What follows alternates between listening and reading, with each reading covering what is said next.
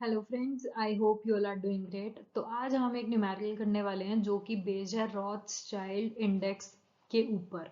तो ये एक इकोनॉमिक्स में कॉन्सेप्ट है जो कि हमारे नेट में भी कवर होता है।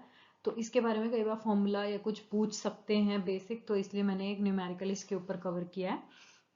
तो इसमें हमें दिया है, सपोज मार्केट की इलास्टिसिटी ऑफ डिमांड गिवन है -0.9, रॉथस्चाइल्ड इंडेक्स हमें 0.5 गिवन है, और एक टिपिकल जो गैसोलीन रिटेलर है वो इंजॉय करता है सेल ऑफ $25,000 की एनुअली। हमें कैलकुलेट करना है elasticity of demand for a retailer या इंडिविजुअल फर्म।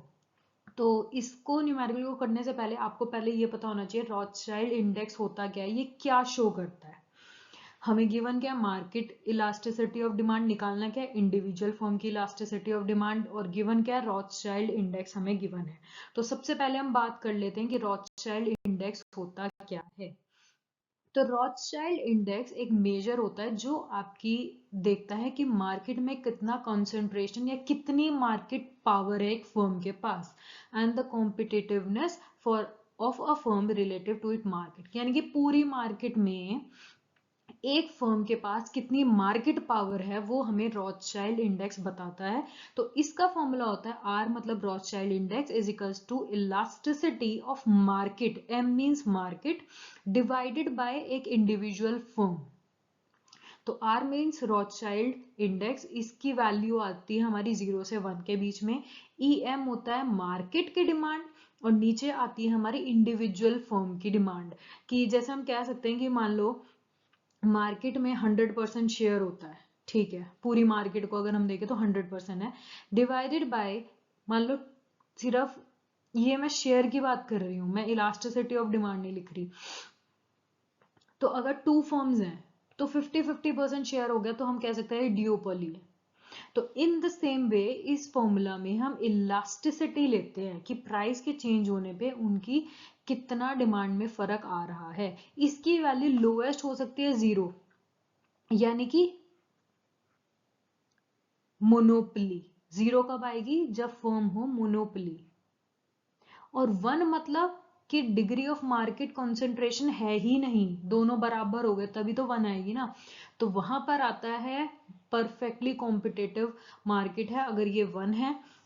अगर 0 है तो आप कर सकते हो पूरी मार्केट पावर एक ही फर्म के पास है। अगर ये लेस देन 1 आती है तो मतलब फर्म्स के पास कुछ डिग्री है मार्केट पावर की। हो सकता है 2 फर्म्स हो सकता है 3 फर्म्स हो सकता है 4 फर्म्स हो, लेकिन पावर है फर्म्स के पास। तो यहाँ पर इस क्वेश्चन में हमें आर भी गिवन है, हमें मार्केट भी गिवन है, मार्केट की इलास्टिसिटी क्या है, और हमें निकालनी क्या है, इंडिविजुअल फर्म की। तो सिंपल सा है, आर हमें 0.5 गिवन है, इलास्टिसिटी ऑफ मार्केट मॉड में लेते हैं हमेशा, तो 0.9 -0.9 गिवन था, तो हमने 0.9 ले लिया।